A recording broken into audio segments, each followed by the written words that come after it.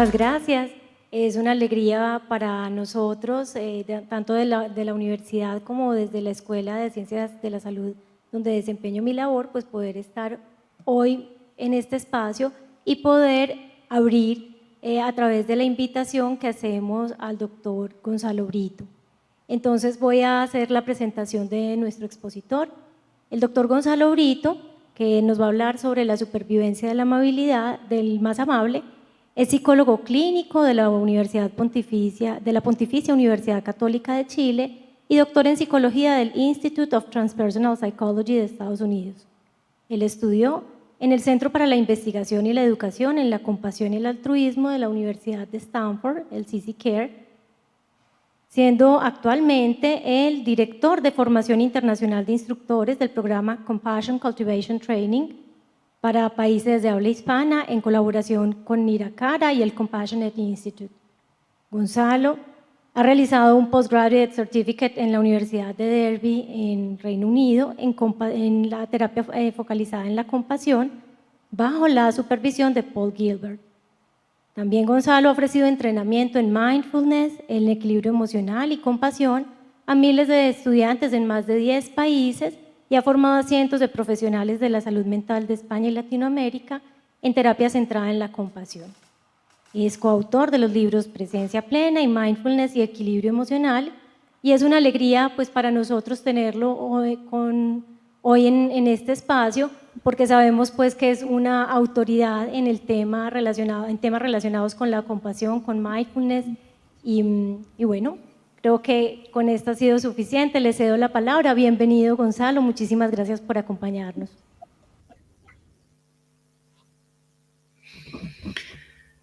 Buenos días, Alicia, y buenos días a todos los amigos ahí de la Universidad Pontificia Bolivariana y toda la comunidad que está conectada hoy a este espacio tan bonito que me pareció esta invitación, ¿no? a este espacio de imaginar, ¿no? Cómo podemos combinar el conocimiento científico, tecnológico, a las ciencias humanas para imaginar cómo poder desarrollar mejores convivencias entre nosotros y nosotros con el ambiente. Me gustaría saber si se me escucha bien, si me puede mandar alguna señal de que se me está escuchando ok, quizás en el chat de Vimeo, quienes están coordinando o alguien. Me gustaría partir con una visión. Bueno, voy a compartir mi pantalla. Creo que ahí se está viendo mi pantalla. Este es el título de mi ponencia, La supervivencia del más amable, que algunos reconocerán que es quizás es una historia conocida con un final más inesperado, ¿no? Porque la frase más común que estamos acostumbrados a escuchar es la supervivencia del más fuerte, o traduciendo más literalmente la frase que se popularizó en inglés como The Survival of the Fittest, sería la supervivencia del más apto. Hoy vamos a hablar de la supervivencia del más amable, y en esto vamos a combinar un poco la visión de dos héroes intelectuales para mí. Uno es Charles Darwin y otro es el Dalai Lama. Pero me gustaría comenzar ofreciendo una visión. Y la visión es la siguiente. Si a nivel individual lo posible está definido por el horizonte de lo imaginable, creo que lo mismo sucede con nuestras sociedades. Solo generaremos una convivencia más sana, pacífica y constructiva si somos capaces de imaginarla. Algo que muchas veces no nos damos cuenta, los seres humanos, es que estamos presos en narrativas. Las narrativas, que son las historias que nos contamos sobre nosotros mismos, limitan nuestra creatividad respecto a lo que podemos llegar a ser. Esto es cierto a nivel individual, y me toca trabajar bastante con esto a nivel individual en psicoterapia, en que las personas tendemos a caer en patrones repetitivos de cómo nos miramos a nosotros mismos, cómo nos nombramos a nosotros mismos, y eso limita nuestra imaginación respecto a lo que es posible, respecto a nuestra salud y nuestro desarrollo. Pues creo que lo mismo nos ocurre a nivel colectivo, y eso le podríamos llamar la cultura. La cultura sería la mente del grupo. en la cual si esa mente colectiva está tomada por retóricas donde el hombre es el lobo del hombre, donde sobrevive solo el que es más fuerte, donde hay que luchar y competir para sobrevivir, pues vamos co-creando una realidad que confirma esa narrativa. Por tanto, creo que es importante, por un lado, ser consciente de la narrativa, a eso le podemos llamar mindfulness de nuestra mente, ¿no? Y mindfulness de nuestra cultura, cuáles son los patrones recursivos culturales que mantienen ciclos de sufrimiento, y desde esa conciencia poder traer la motivación compasiva para ver qué es lo que sería útil cultivar como una mentalidad colectiva, qué nos puede ayudar a sufrir menos. Porque creo que si hay algo en lo cual podemos estar de acuerdo es que hay sufrimiento. Hay sufrimiento a nivel de las personas, a nivel de la sociedad, a nivel ecológico, a nivel político, a nivel económico, no solamente en Chile, sino también en Colombia, en Argentina, en Brasil, etcétera, en muchas partes. Esa es la visión. Y aquí están estos dos héroes que nombraba antes, y me gustaría tomar una idea que aparentemente se deriva de la teoría de la evolución de Darwin, que es la supervivencia del más apto. Y me gustaría decir que la teoría de la selección natural de Darwin, que es una teoría que surge para explicar cómo emergen los organismos biológicos, es decir, una teoría para ser aplicada a la biología, ha sido frecuentemente interpretada y difundida como una justificación biológica de que la agresividad sea un principio organizador de la vida, y en un nivel diferente también ha sido utilizada para justificar ideologías políticas y económicas que sustentan sistemas opresivos e injustos, llevando a una especie de naturalización del mal, o de banalización del mal, podríamos llamarle también. Y efectivamente, la teoría de Darwin, la teoría de la selección natural, lo que dice es que los organismos van evolucionando de acuerdo a las presiones ambientales en la deriva filogenética de las especies. Es decir, que los organismos van seleccionando características a medida que se van traspasando los genes, de tal manera que cada vez los organismos que van surgiendo de la deriva filogenética van encontrándose más adaptados al mundo que necesitan encontrarse. Por eso, por ejemplo, Darwin observó que las tortugas en las Islas Galápagos, en unas islas, tenían el cuello más largo y otras el cuello más corto. Claro, las tortugas de cuello más corto tenían comida abundante sin necesidad de estirarse para poder alcanzar su alimento. Entonces es un ejemplo de selección natural, pero cuando sacamos la idea de selección natural fuera del contexto biológico y lo empezamos a aplicar al contexto social, surge lo que se ha llamado el darwinismo social.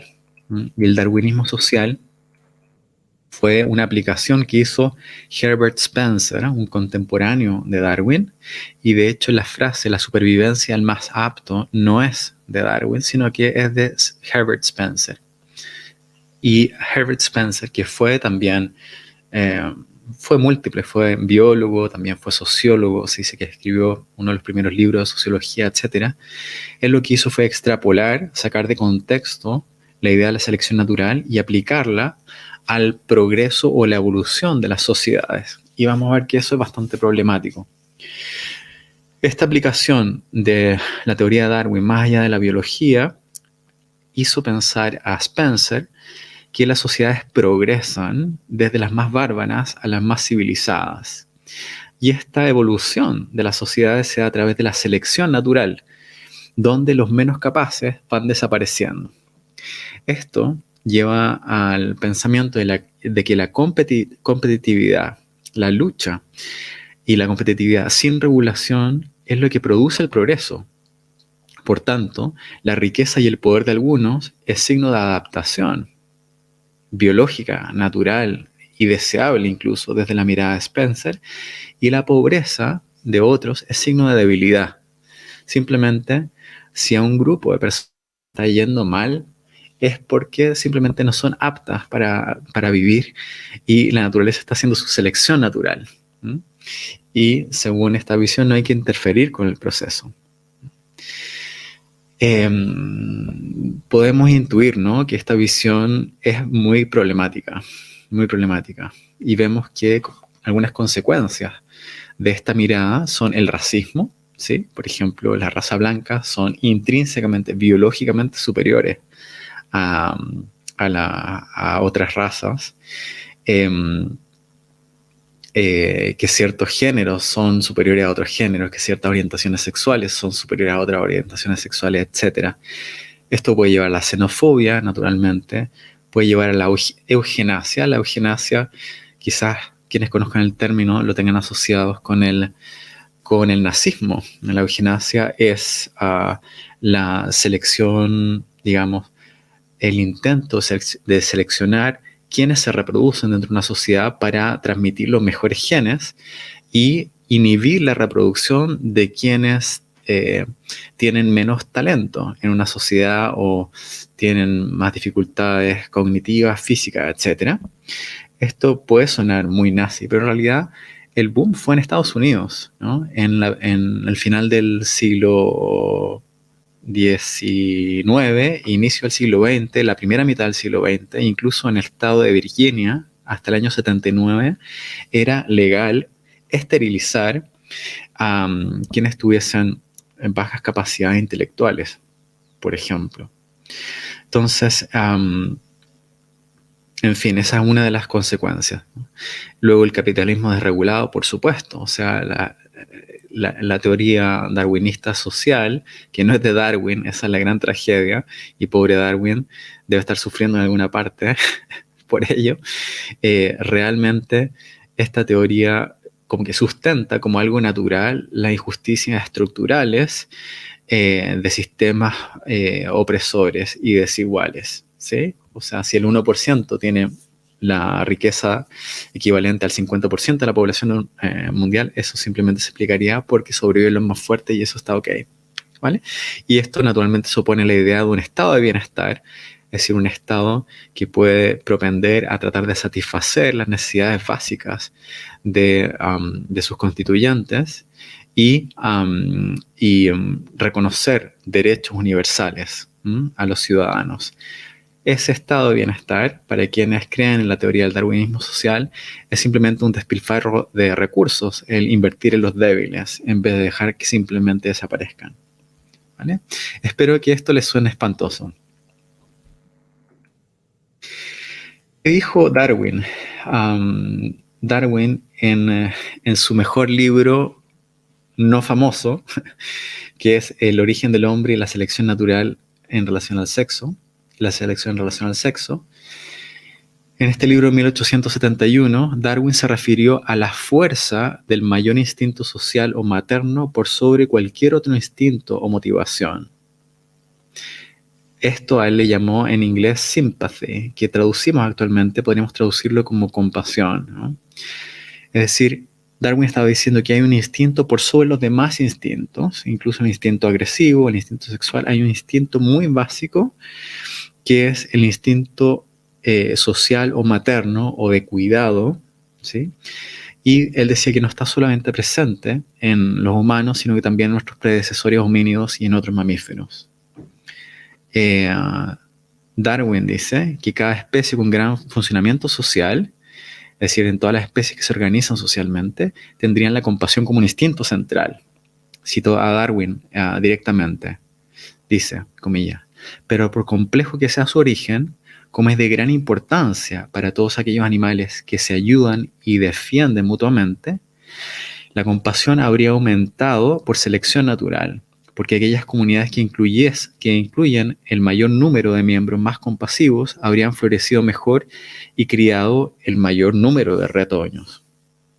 De hecho, si miramos al ser humano, si miramos al cuerpo humano, no se caracteriza precisamente por ser más fuertes o más veloces o más sanguinarios que otros animales, sino que en qué destacamos los seres humanos, cuál es nuestra ventaja evolutiva, es nuestra capacidad comunicativa y nuestra capacidad de cooperar.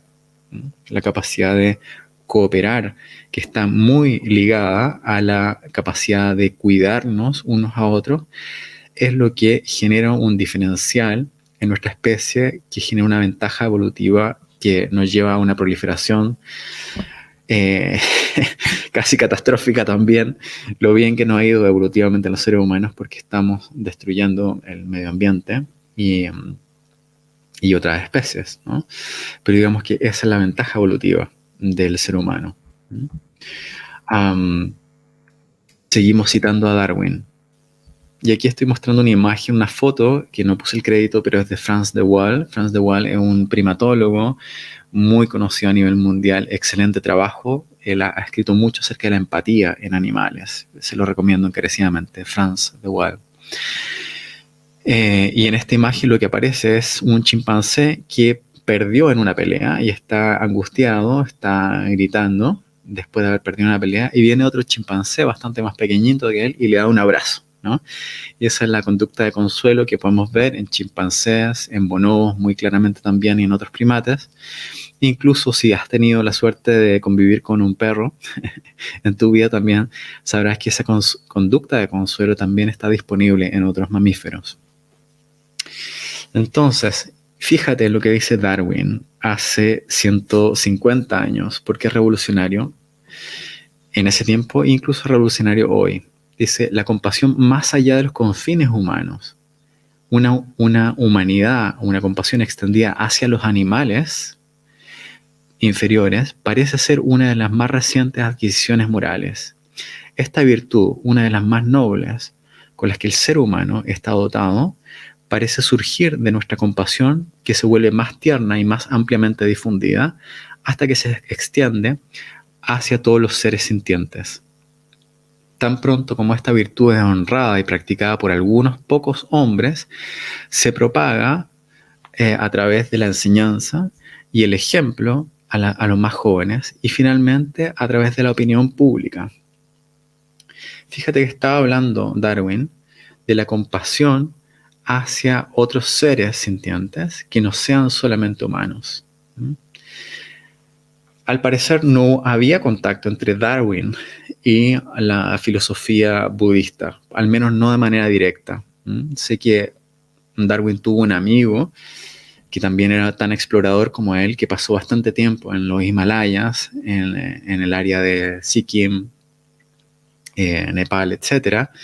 Y probablemente haya tenido este amigo alguna influencia a través de epístolas con Darwin, pero no está demasiado claro. Pero llama la atención, ¿sí?, que Darwin, desde su razonamiento y desde su gran sensibilidad moral, porque Darwin tenía esa sensibilidad, a plantear que el círculo de la compasión, básicamente lo que se está diciendo acá, no solamente queda circunscrito al ámbito de lo humano, sino que puede expandirse más allá de lo humano para abrazar a otros animales. Y dice, esto es una actitud que puede partir por unos pocos y puede ampliarse. Pues creo que esa visión necesita expandirse rápidamente, y veo que se está expandiendo rápidamente. Por ejemplo, estaba leyendo ayer que hoy en día en Inglaterra, 1 de cada 3 personas prefiere la leche vegetal que la leche animal, y mucha de la gente que ha dejado de consumir productos animales, incluidos los lácteos, ha sido por tomar conciencia de la opresión, de la esclavitud, de la violación reiterada que implica, por ejemplo, para las vacas, ser parte del proceso del consumo de la leche. ¿Vale? Entonces, sin duda que hay una posibilidad en los seres humanos de expandir el círculo de la compasión más allá de nuestros intereses inmediatos, de nuestros seres queridos, sino que ir más allá hacia las personas neutras, hacia las personas difíciles, hacia la humanidad, e incluso ir más allá de la humanidad hacia otras especies y los ecosistemas, lo cual es urgente hoy en día debido a las crisis ambientales que estamos viviendo, de las cuales somos los autores y también las víctimas, pero sin duda que los otros animales también son víctimas. Fíjate la sensibilidad de Darwin y la visión también. Darwin en sus diarios, esto lo escribió cuando él tenía, me parece, 27 años, y una frase que me impactó. Dice, si la miseria de los pobres está causada no por las leyes de la naturaleza, sino por nuestras instituciones, grande es nuestro pecado. Fíjate en lo que dice acá. y cómo es prácticamente opuesto a lo que está diciendo a la interpretación del darwinismo social y la mirada de Herbert Spencer, y en esta banalización del mal que nombrábamos antes. Ahí está, el instinto compasivo y el instinto de cuidado, la mentalidad cuidadora, no solamente un atributo de los seres humanos, sino que también de otros animales. De hecho, nosotros la tenemos porque también surgimos en una deriva evolutiva de las especies, de los mamíferos y en particular de los primates, pero el instinto de cuidado, ¿sí?, el deseo de cercanía y de que nuestros familiares estén bien, los compartimos, ¿no? Con los rinocerontes, con los osos pandas, con los elefantes y también con los cerdos, con las vacas, con los pollos, etc. Todos los animales, tal como nosotros, desean ser felices y estar libres de sufrimiento. Compartimos la capacidad de establecer vínculos afectivos, de tender amistades. Tenemos el instinto de tratar de rescatar a un otro cuando vemos que está en peligro y disfrutamos de la sensación de seguridad, de bienestar y de alegría cuando nos sentimos en una conexión social segura. Y eso lo transmitimos, como vemos aquí en esta imagen, a través del tacto, de los besos, del contacto, etc. Eso es parte de nuestra naturaleza humana, pero también es parte de la naturaleza de los mamíferos. Entonces, ¿qué pasa si llevamos esta mirada? Que si te fijas, es una mirada distinta, es una mirada que no es de la supervivencia del más fuerte, sino una supervivencia de cómo la amabilidad nos ayuda a sobrevivir. Podemos traer a nuestra mente también a este amigo de acá, es Mathieu Ricard, un biólogo molecular, doctor en biología y monje budista en la tradición tibetana. Él es francés. Un gran maestro, un gran autor. Pero primero una cita de Gandhi. Gandhi dice: el mundo tiene suficiente para las necesidades de todos, pero no para la codicia de todos.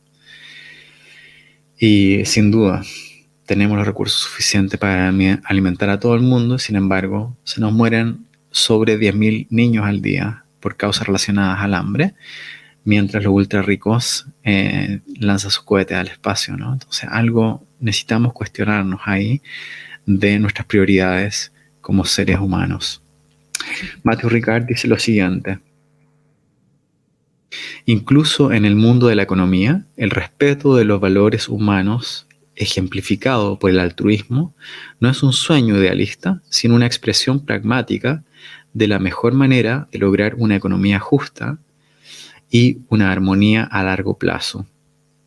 Para ser armoniosa, la búsqueda de la prosperidad debe dar cabida a la aspiración del bienestar de todos los ciudadanos y el respeto del medio ambiente. Los economistas pueden argumentar que no es su trabajo ser altruista o compasivos, pero si dicen que no les interesa la sociedad, eso simplemente no es aceptable. Por eso necesitamos una economía centrada en el cuidado.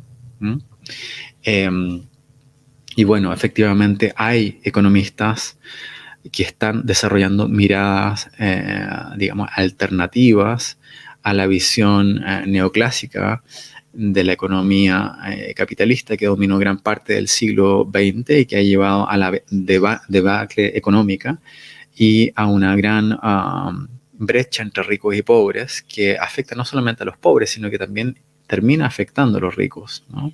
Por ejemplo, sabemos que Estados Unidos, con su gran desarrollo económico y tecnológico, siendo, digamos, un ejemplo que han seguido muchos países, incluyendo Chile, en su estilo de desarrollo, vemos que en los últimos años ha acortado la expectativa de vida de su población. Es de los pocos países que ha involucionado respecto a su expectativa de vida, por dar un ejemplo. Entonces, economistas como el chileno Manfred Max Neff, E.F. Schumacher, que escribió Lo pequeño es hermoso hace unos 50 años probablemente,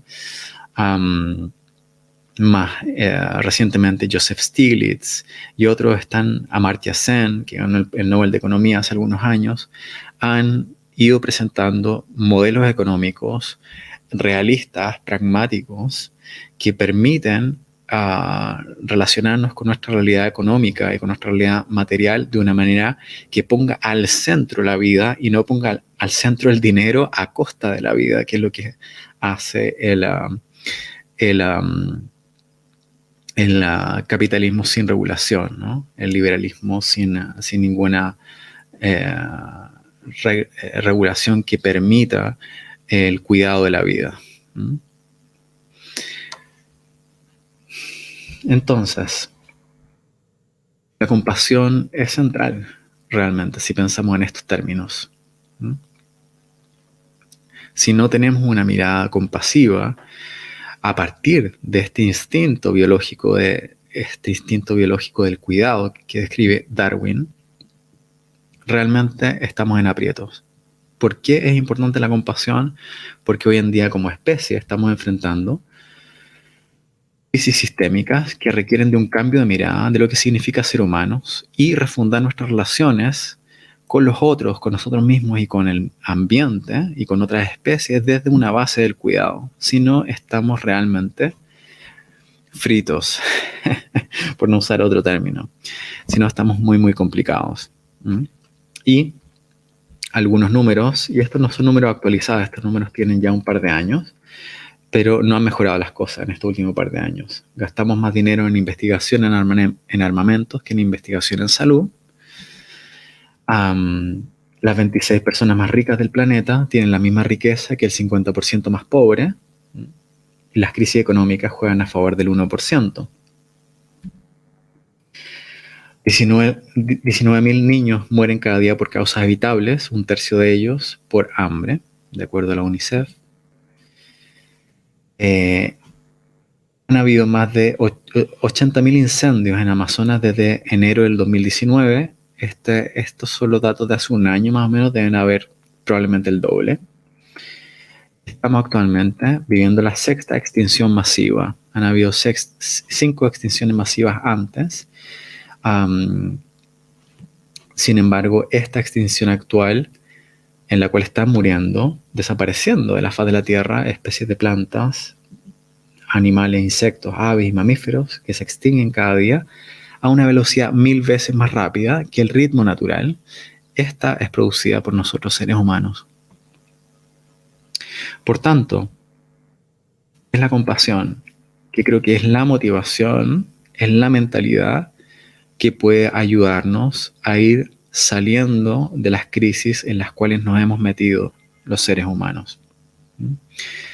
La compasión es un sentido básico de cuidado, de sensibilidad y apertura hacia el sufrimiento propio y de los demás, unido a la intención genuina de intentar aliviar y prevenir ese sufrimiento. Voy a repetir eso.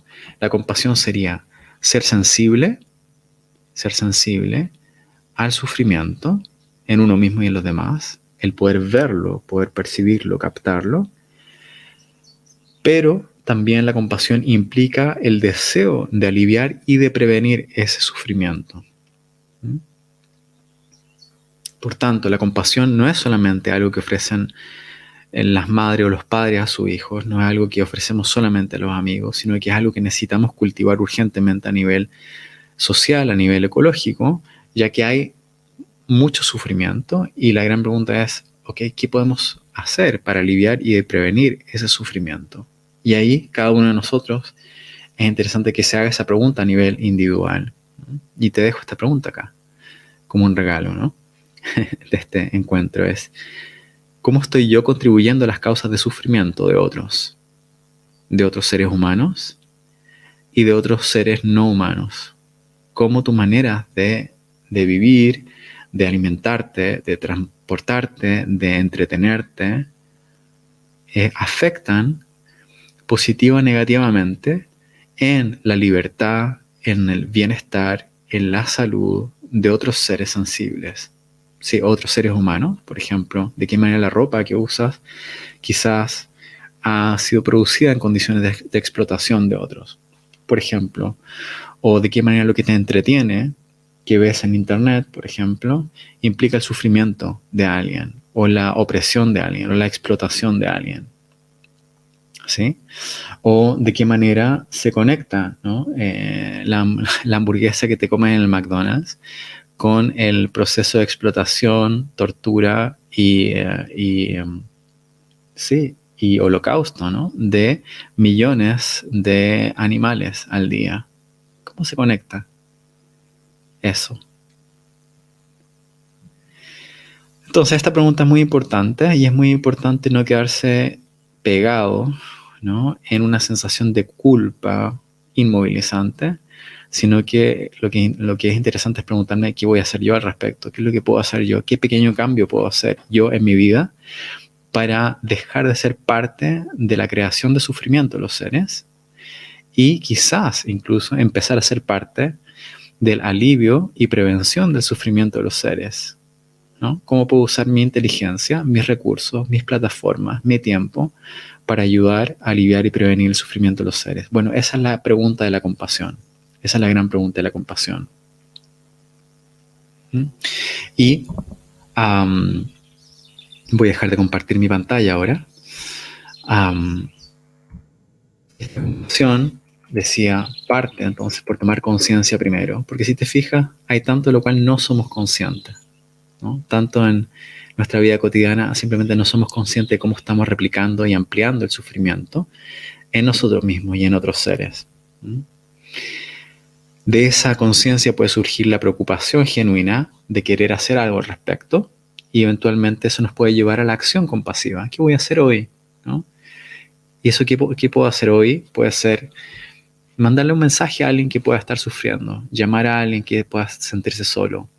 Quizás hoy elegir no comer carne, por ejemplo, porque comprendo que mi elección de carne está asociada a la deforestación de la Amazonía, por ejemplo, o a la deforestación de bosque nativo en nuestros distintos países para alimentar ganado, o porque a lo mejor puedo ver en mi mente qué es lo que tiene que pasar en un matadero, ¿sí?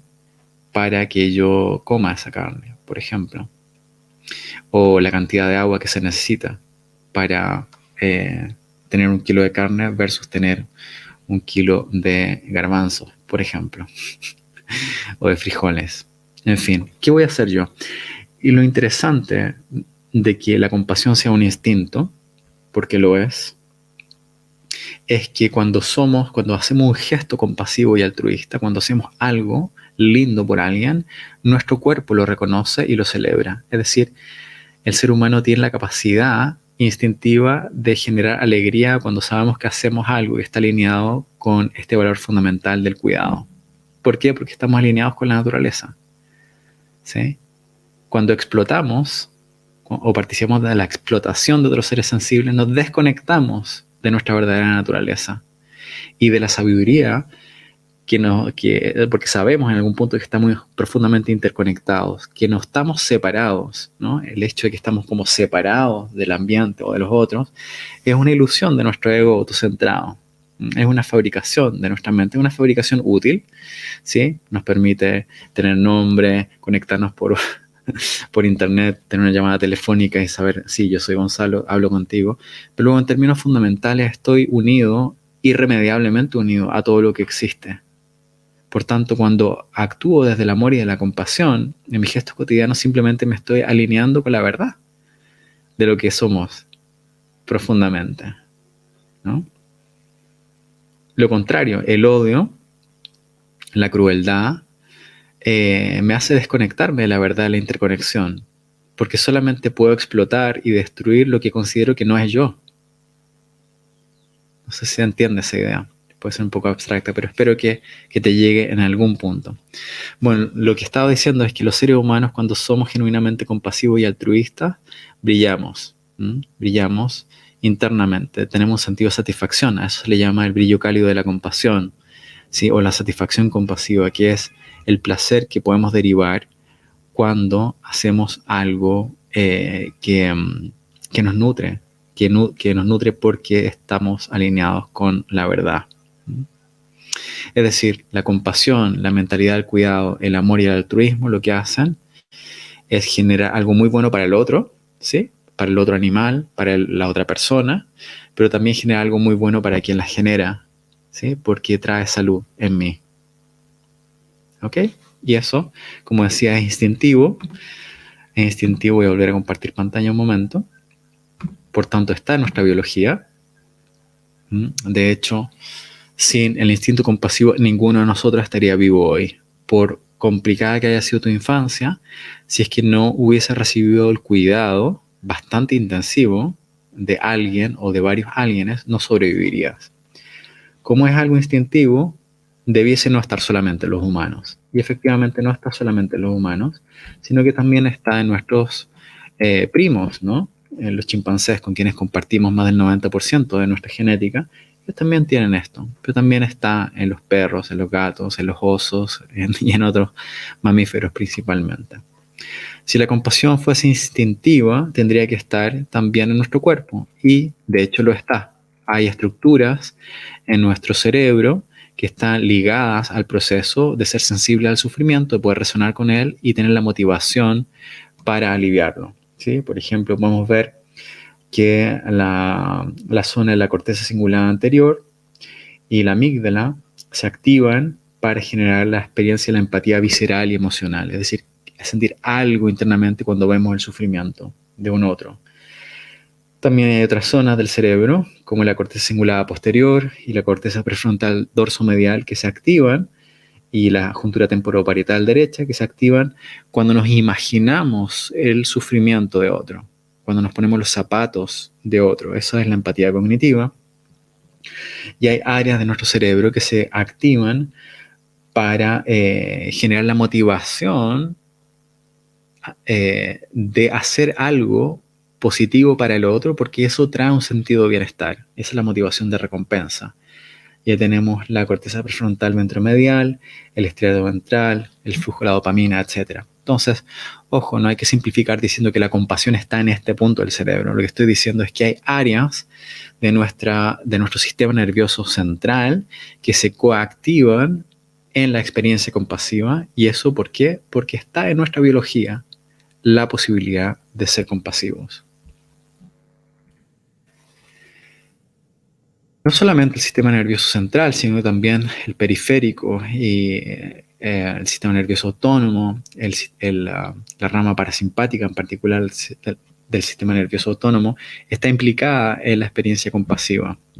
También nuestras hormonas, por ejemplo, la oxitocina es una hormona interesante, importante respecto a nuestra experiencia de la compasión, induce a la sensación de confianza y seguridad relacional, y además tiene una función de ser antiinflamatoria, cardioprotectora, es decir, nos hace bien conectar empática y compasivamente con otros, ¿no? Y cuando los seres humanos somos altruistas y compasivos genuinamente, se activan las zonas de recompensa del cerebro, ¿sí? Las zonas que le dicen al cerebro, esto está bueno, hagamos más de esto porque está excelente, ¿vale? Entonces, los seres humanos no somos ni buenos ni malos, somos una mezcla. Un poeta chileno decía, somos un embutido, ¿no? De ángel y demonio, una mezcla, y tenemos estos distintos tipos de semillas, de guerra, de paz, de rivalismo, de inclusividad, de avaricia, equidad, etcétera, de herir, de sanar, de oprimir, de liberar. Y estas son influidas ampliamente por el contexto, por eso es súper importante no solamente cultivar la compasión a nivel individual, sino que también ir sembrando el meme de la compasión a nivel cultural, ¿no? Tal como los genes van disponiendo los organismos biológicos, los genes culturales se van nutriendo de memes, ¿no? Los genes y los memes. Entonces necesitamos ir instalando la compasión no como algo extraño, sino como algo que realmente es parte de nuestra naturaleza y que es a la vez un instinto, pero también es algo entrenable. Y ahí está el tema de cuáles son las semillas que cultivamos en nuestra mente y en nuestra cultura a través de cómo pensamos, de cómo hablamos y cómo interactuamos unos con otros. Y ahí la educación tiene un rol fundamental. Y aquí quiero citar a este otro grande, el Dalai Lama, que dice lo siguiente, dice: la educación no se reduce a transmitir el saber o las competencias que permitan alcanzar objetivos limitados. También consiste en abrir los ojos de los niños a los derechos y las necesidades de los otros. Es importante hacerles comprender que sus acciones tienen una dimensión universal y debemos encontrar un medio para desarrollar su empatía innata de manera que adquieran un sentimiento de responsabilidad hacia su prójimo. Por eso es que lo que nos impulsa, porque eso es lo que nos impulsa a actuar. Si tuviésemos que elegir entre la virtud y el saber, la virtud sería ciertamente preferible. El buen corazón, que es su fruto, es en sí un gran beneficio para la humanidad, lo que no es necesariamente el caso del saber. De hecho, hoy en día, la humanidad tiene una sobreabundancia de conocimiento, pero no de sabiduría conectada con el corazón. Y ahí hay una brecha que necesitamos trabajar, ¿no? En espacios educativos, y en realidad todo es un espacio educativo en realidad si lo pensamos, el espacio de la salud, el espacio de la educación, todos los espacios sociales. En particular ustedes que están en un contexto universitario tenéis esta responsabilidad central y transversal a todas las carreras, a todos los años y a todas las asignaturas, que es el cultivo del buen corazón, porque sin el cultivo del buen corazón, sin la conexión con este instinto de cuidado, ¿de qué sirve el conocimiento? ¿No? Si no tengo amor realmente, ¿de qué sirve el saber? Y la buena noticia es que efectivamente el círculo del amor, de la compasión y del cuidado puede expandirse a través del entrenamiento. Y hay herramientas, hay prácticas y hay marcos para desarrollar este círculo que se va ampliando desde uno mismo hacia los seres queridos, personas neutras, etcétera, hasta incluir la humanidad, hasta incluir a todos los seres sintientes, porque hoy en día estamos tan interconectados que si se salva solamente tu tribu, tampoco se salva tu tribu, porque tu tribu depende de otras tribus. Incluso saliendo de la mirada especiesista que pone a nuestra especie humana al centro del cosmos, podemos empezar a darnos cuenta, y ojalá pronto, de que si solamente se salva nuestra especie, no se salva nuestra especie. Para que nuestra especie se salve, digamos, atraviese los desafíos existenciales que tenemos hoy en día, en particular el de la crisis climática, necesitamos que se salven otras especies, animales y también vegetales y minerales. Nuestra especie en sí misma no puede existir sin la coexistencia con otras especies. Esa es la buena noticia. Este entrenamiento en mindfulness es tomar conciencia de lo que es verdad en el momento presente, y compasión es la motivación de aliviar y prevenir el sufrimiento. Esto es entrenable, ¿sí? Tenemos el instinto compasivo, pero ese instinto es entrenable hasta abrazar a todos los seres sintientes, y a esto yo le llamo la socioplasticidad compasiva. Hemos hablado de neuroplasticidad, que es la capacidad de nuestro cerebro de cambiar en su funcionamiento y en su estructura en relación al entrenamiento. Por lo tanto, sabemos que si entrenamos nuestro cerebro en empatía, en compasión, nuestro cerebro va a ir cambiando. Las neuronas van a empezar a cablearse de manera diferente para sostener la experiencia compasiva de una manera sostenible, de una manera cotidiana. Pues podemos hacer la analogía con las sociedades. Podemos pensar que la mente colectiva es la cultura. Podemos pensar en las personas como nodos neurales o como pequeñas neuronas, y la manera en que conectamos unos con otros, ¿sí? A través de nuestras conversaciones, a través de internet, a través de las redes sociales, a través del tipo de conversaciones que tenemos, estamos nutriendo un tipo de mente.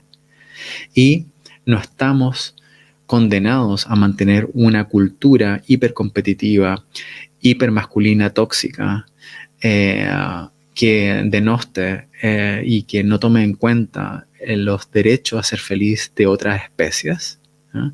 Sino que podemos cambiar la cultura a una que abrace más allá de mi tribu o de mi grupo o de mi nación o de mi partido político, yendo más allá hacia la nación, más allá hacia el continente, y por eso estoy súper contento de estar aquí con ustedes en este encuentro que abrace nuestro continente también, que tanto lo necesita, ir más allá hacia el planeta, ir más allá de la humanidad hacia el resto de las especies, de quienes también nuestra vida depende. Así que podemos cambiar, no estamos condenados a seguir repitiendo los mismos patrones. Como dice el filósofo Theodor Monod, utopía no es lo no realizable, sino lo no realizado. La utopía de ayer se puede transformar en la realidad de hoy.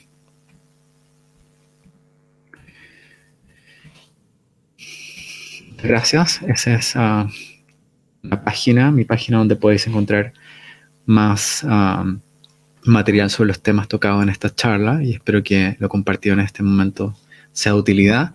Y gracias a la UPB por la invitación a participar de este encuentro hoy, y enhorabuena por la iniciativa preciosa de pensar en estos retos futuros, y los aliento a seguir inculcando valores humanistas y en particular la psicología de la compasión en todo lo que desplieguen como universidad. Muchas gracias.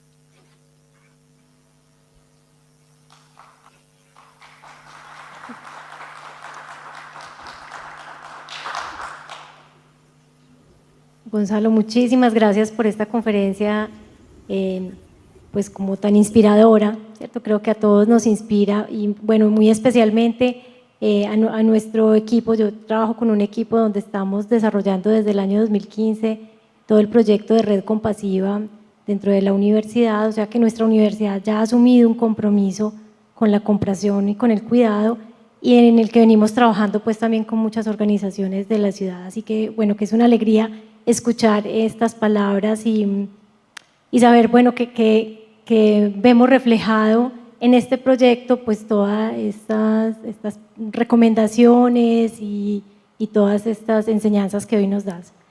Tenemos más que preguntas, muchos comentarios del auditorio. Nos dice Laura Reyes, qué tema tan preciso en una época tan carente de compasión y de empatía.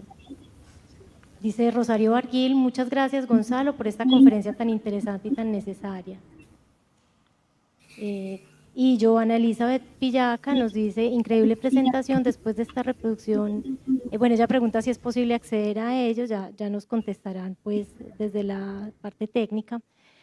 Yo quería hacerte algunas preguntas y quisiera empezar con la primera. Hoy, bueno, en este último tiempo hemos vivido como humanidad una situación que trae muchas consecuencias. Por un lado, mucho sufrimiento, mucho estrés, el incremento de las tasas de suicidio, ¿cierto? Una cantidad de muertes, fallecimientos, muchas personas en duelo y muchas personas en situación de pobreza, ¿cierto? Y esto hace que haya mucho sufrimiento en el mundo, o sea, un sufrimiento que se ha ido acumulando durante meses y que hoy pues y más adelante nos va a traer muchas consecuencias.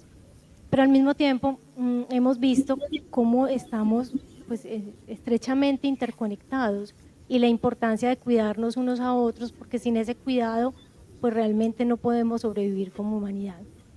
Yo quisiera que nos dieras algunas orientaciones sobre cómo salir adelante, ¿cierto? A través de la compasión y del cuidado mutuo, en acciones pues quizás más concretas en el día a día que sintamos que pueden ser realizables, porque a veces pensamos, bueno, que esto es un discurso muy bonito, pero que puede ser como algo muy macro y donde no podemos hacer cosas en el día a día.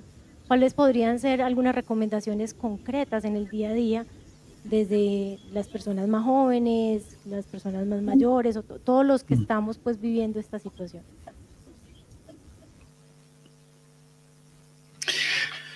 Gracias, Alicia. Y gracias por los comentarios amables y positivos ahí de la gente que está conectada.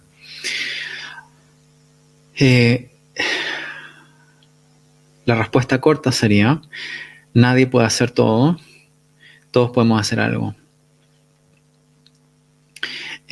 Cuando me pongo sobre mi mente o sobre mi hombro la responsabilidad de salvar el mundo, claramente me voy a quedar echado en el sofá sin lograr hacer nada, ¿no? Porque no es realista, realmente. Y si salgo a hacer cosas en el mundo de una manera que descuide también mi autocuidado, también me voy a quemar en el intento, que es algo que pasa bastante entre activistas, por ejemplo, a quienes hay que cuidar mucho. Entonces, creo que es útil tomar en cuenta la idea de que el sufrimiento del mundo no va a desaparecer, ¿sí? Por lo menos en un futuro visible va a seguir habiendo sufrimiento a escala bastante importante en el mundo. Eso quiere decir que la pregunta para mí es qué voy a hacer a corto, mediano y a largo plazo, porque a lo mejor me pueden movilizar ciertas causas en el presente, porque son muy agudas, ¿no? Pero puede ser más útil pensar en qué hábitos puedo desarrollar en lo cotidiano y que puedan tener un impacto a lo largo de mi vida, de lo que tengamos para vivir. Por ejemplo, mencionaste la crisis de la pandemia. La pandemia realmente es una crisis aguda, ¿cierto? Hay muertes, hay aumento de la pobreza, hay aumento de suicidio, etc. Pero lo que hace la pandemia es subirle la temperatura al horno en el cual ya no estábamos cocinando, realmente. ¿Sí? O sea, lo que ha dejado expuesto la pandemia son crisis, ¿no?, de nuestros sistemas de salud, ¿no?, crisis de nuestro sistema económico, ¿sí? ¿Por qué? Porque los más pobres son los que más sufren de la pandemia, por ejemplo, los de siempre, ¿cierto? Entonces, hay factores estructurales que simplemente quedan mucho más expuestos en un momento de crisis, ¿no? Por ejemplo, otro ejemplo, en el último mes, mucho se ha hablado de Afganistán, ¿cierto? Y de Kabul, ¿no? Y de la crisis, ¿no? Porque se retiran los soldados norteamericanos del país. Como si el sufrimiento hubiese comenzado ahí. La verdad es que para la gente de gran parte del país, y no quizás los que pueden aparecer más como en la mirada internacional, que son los que están en Kabul, ¿no?, y quizás ciertas voces privilegiadas que pueden ser oídas, ¿no?, por los medios internacionales, la verdad es que la gente ha vivido un infierno por 20 años. Leí el otro día que en muchas zonas rurales de Afganistán la gente ha perdido en promedio 13 familiares durante el curso de la guerra. No en un ataque, sino que en múltiples ataques. Y esa es la realidad cotidiana. Y sin embargo, ¿dónde estaba, ¿no?, la conciencia, mindfulness, la conciencia de lo que estaba ocurriendo ahí? Entonces, nos podemos dejar como arrastrar emocionalmente, y creo que está bien en un cierto punto si estamos muy dormidos, muy insensibilizados por las crisis, ¿sí? Pero creo que es más interesante pensar en cuáles son las causas estructurales del sufrimiento que están pasando desapercibidas en lo cotidiano. Entonces está muy bien que nos movilice alguien que tenga hambre en este momento, está genial, y si puedo ayudar a alguien que tenga hambre, y te invito a ayudar en ese sentido también, o a alguien que esté suicida ahora, por ejemplo, genial si puedes hacer algo por tener sensibilidad y poder aportar algo a esa vida en particular. Pero también preguntarte de qué manera uno está contribuyendo a través de sus hábitos cotidianos a las causas estructurales de sufrimiento de otros seres humanos y de animales, por ejemplo. Por eso planteaba la idea de, bueno, lo que pasa por tu plato de comida no está desconectado de la deforestación y del cambio climático, de la crisis climática, por ejemplo. Es una pregunta súper pragmática. Y de hecho, probablemente en relación a la crisis climática, que es el mayor desafío existencial que estamos enfrentando como especie, el mayor impacto que podemos tener es qué es lo que comes. ¿Sí? Pero a la gente muchas veces no le gusta hacerse esa pregunta. ¿Sí? Nos gusta a veces conectar con algo más externo y más espectacular, ¿no? Hacer una gran donación por algo, hacer un gran gesto, en vez de preguntarse de qué manera mi manera de vivir está afectando, está impactando en la creación o en el alivio del sufrimiento. Entonces, quizás siendo más pragmático, yo lo que, si tengo que pensar en en qué hacer, yo le preguntaría a la gente qué te motiva, ¿no? ¿Qué causas del sufrimiento, qué sufrimientos te motivan? Para algunos pueden ser el sufrimiento de los perros callejeros, para otros pueden ser el sufrimiento de las personas con hambre, para otras pueden ser las personas que están atravesando un duelo y pueden estar solas, para otras pueden estar siendo los enfermos que están solos y nadie los visita. Lo que sea que te motive, que conecte con tu corazón, tómalo, una sola cosa, y pregúntate qué cosa pequeña está a mi alcance hacer que no estoy haciendo. Y asegúrate que sea algo concreto, algo que en la noche puedas preguntarte, ¿lo hice o no lo hice? ¿Vale? Porque cuando los seres humanos hacemos algo concreto para ayudar a otro, para aliviar el sufrimiento de un otro, y sabemos que lo estamos haciendo, podemos derivar una cierta alegría de estar haciendo algo constructivo, aunque sea muy pequeñito. Y cuando derivamos algo de alegría de poder estar aportando al alivio de algún sufrimiento de alguien, eso aporta a nuestra salud mental, porque eso genera satisfacción compasiva y se activan zonas de recompensa en nuestro cerebro y otras respuestas que son positivas, y a la vez estás haciendo algo constructivo. Y lo otro que diría es regula la ingesta de noticias, ¿no? Regula la cantidad de noticias a las cuales te expones. Y eso me lo digo a mí mismo porque soy un gran consumidor de noticias también, y noto que mientras más noticias escucho, más aplastado me siento por la gran cantidad de sufrimiento que hay, y mi compasión no aumenta en proporción a la cantidad de sufrimiento del cual soy consciente, sino que precisamente porque tengo 2 brazos, 2 piernas, un corazón, digamos, tengo una fisiología humana, también es útil enterarme como de lo que puedo, de aquello sobre lo cual puedo tener un cierto impacto. Entonces sí puedo tener una noción panorámica global, pero está bueno focalizarme en qué es lo que puedo hacer localmente. Entonces, en tu pueblo, en tu localidad, ¿qué es lo que puedes aportar? En tu banco de comida, por ejemplo, en tu localidad, cómo se puede apoyar a los enfermos, etcétera. Cómo bajarlo a lo local, creo, a lo pequeño, a lo concreto. Muchas gracias. Vivimos, creo que también una época, me uno, ¿cierto?, como a tus palabras de decir que esta crisis pues solamente le ha subido la temperatura a unas problemáticas que ya veníamos teniendo, y creo que venimos hace muchos años cargando con una crisis del cuidado, ¿cierto? O sea, es como que a los seres humanos con la sociedad individualista, la tendencia a la competencia y la individualidad, ¿cierto? Se nos ha ido olvidando cuidarnos unos a otros. Desde nuestro proyecto ha sido muy importante empezar a cultivar y a promover la cultura del cuidado compasivo, y justo en este momento estamos pues empezando un proyecto de escuela compasiva, ¿cierto?, conectada con lo que hacemos en la universidad y desde la universidad. ¿Cómo vencer estos, digamos, como estos esquemas competitivos e individualistas, y educar para la compasión y para la colaboración y para el cuidado?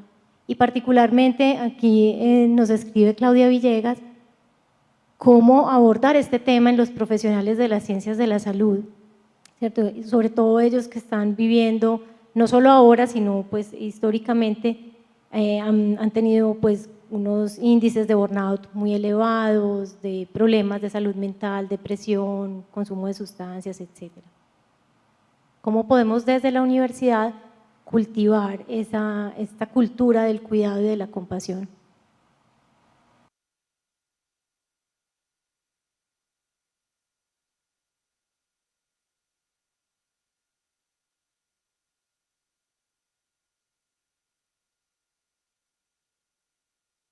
¿Me escuchas ahora? Tenemos un problema ¿Ahora sí? técnico. ¿Ahí sí? Vale. Muy bien. Había silenciado mi micro. Que hay varios temas aquí. Uno es, creo que es útil no demonizar la competitividad. Creo que una competitividad desbordada, ¿no?, que nos tiene a todos corriendo como locos y que implica como aplacar al resto para yo sobresalir, es una competitividad que nos puede llevar al sufrimiento, ¿no? Por ejemplo, en terapia vemos que cuando la mente competitiva se toma mucho la mente humana, somos más proclives bien al narcisismo o bien a la depresión, ¿no? Porque nos estamos constantemente comparando con otros, ¿cierto? Y ciertamente creo que la mente competitiva está demasiado difundida en nuestras sociedades aceleradas, ¿no? Por tanto, sí necesitamos regularla, pero también reconocer que la competitividad es parte también de nuestros instintos, porque no somos solo compasión, ojo, ¿no? También tenemos múltiples otros instintos. El tema es cómo darle un giro a eso y poder competir de una manera constructiva. Por ejemplo,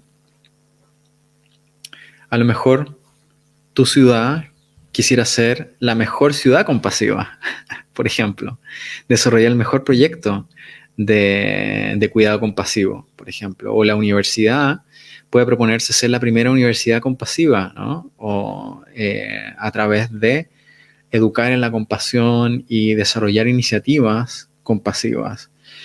Podemos ser competitivos en instalar, ¿no?, dispositivos de autocuidado de los profesionales de la salud, a propósito de tu segunda pregunta. Que mi hospital sea el primer hospital o el hospital que más cuida, ¿sí?, a sus profesionales, ¿vale? Entonces la competitividad, si le damos un giro, puede ser algo muy bueno. Si es que lo que queremos hacer al competir es traer el mayor beneficio posible, ¿sí?, a quienes servimos, por ejemplo, ¿vale? Entonces, regular la competitividad destructiva, la que necesita hundir al otro para sobresalir, pero quizás incluso subirle un poco el volumen a esta competitividad compasiva, que es tratar de que nuestra cultura sea una muy amable, por ejemplo, tratar de que tengamos contextos que realmente cuiden a los trabajadores, a los estudiantes, a los profesores, etcétera. Eso por un lado, como no demonizar la competitividad, sino que usarla en un sentido constructivo. Y lo segundo,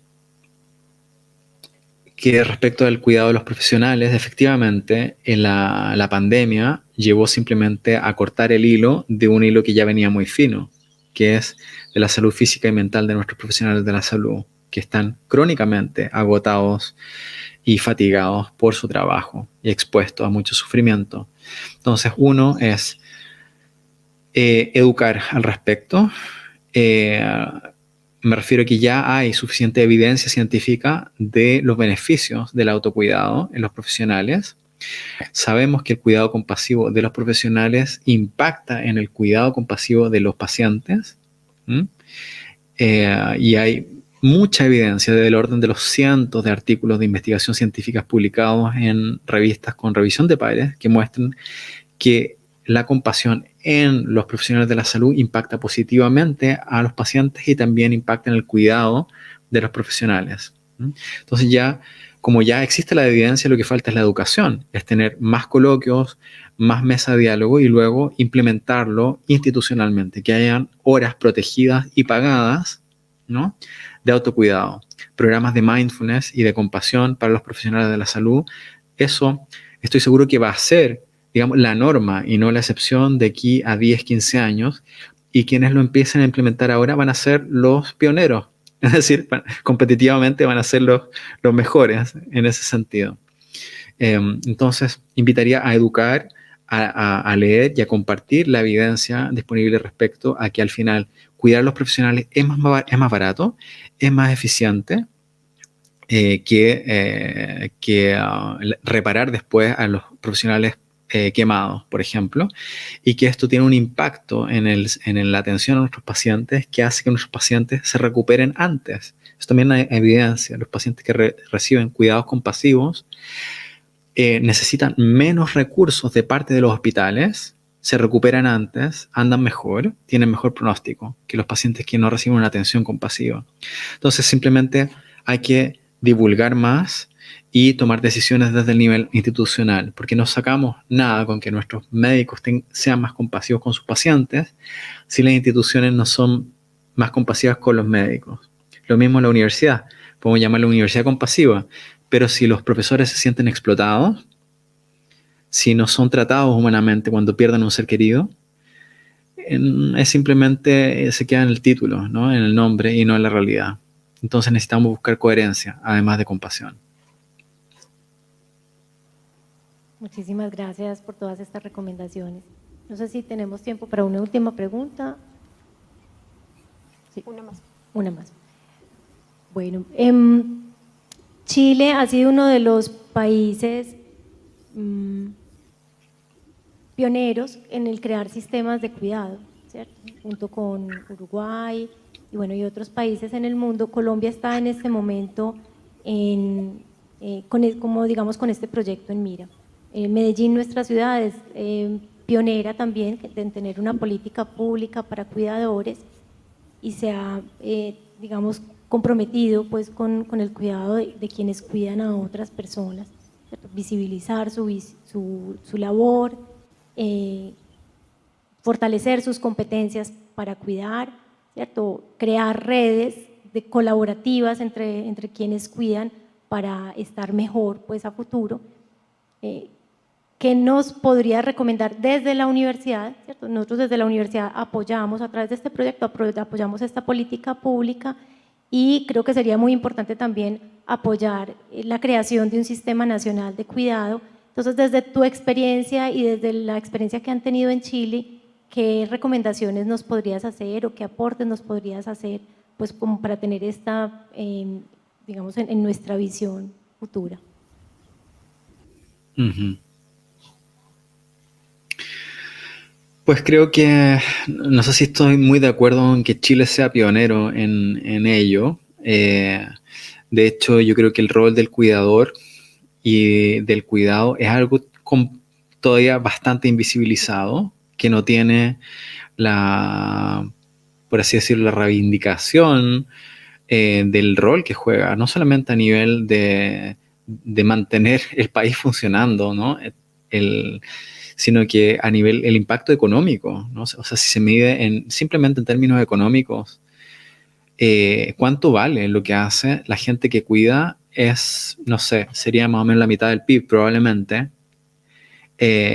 porque es mucho y es algo que está recién en pañales, está más bien en proyectos que en realidad concreta el visibilizar la importancia de los cuidadores y eventualmente establecer institucionalidad que permita cuidar a los cuidadores y dar visibilidad, dar visibilidad y cuidado y reconocimiento y eventualmente también remuneración por lo que implica el trabajo de cuidar. Yo creo que estamos muy, muy en pañales, pero bueno,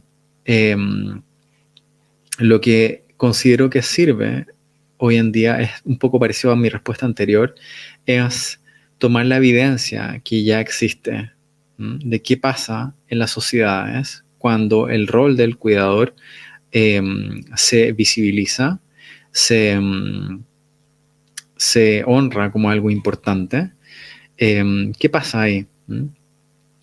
Y lo que pasa es que todos nos beneficiamos realmente, porque todos vamos a necesitar cuidado, todos hemos necesitado cuidado en nuestra vida, todos vamos a necesitar cuidado. Nuestras sociedades están envejeciendo también, y la expectativa de vida se está alargando. Y la familia nuclear se está reduciendo también en número, por tanto ya hay menos familia extendida que cuide y más gente está envejeciendo sola también y enfrentando vulnerabilidad sola. Por tanto, el rol del cuidado va a ser crecientemente más importante y creo que sí, lo principal es hablar más del tema al punto de ir haciendo una presión positiva para la generación de institucionalidades que puedan permitir el cuidado de los cuidadores, ¿no? Actualmente la gente cuidada está quemada y no está reconocida, la mayor parte de ella. no recibe mucha capacitación para hacerlo, ni mucha estrategia de cuidado, ni tampoco una retribución por hacer lo que se hace. De hecho, y eso es una pena, ¿no? Pero en nuestros países los trabajos más importantes son los peor pagados. No sé si tienes esa impresión. Ahí en Colombia también.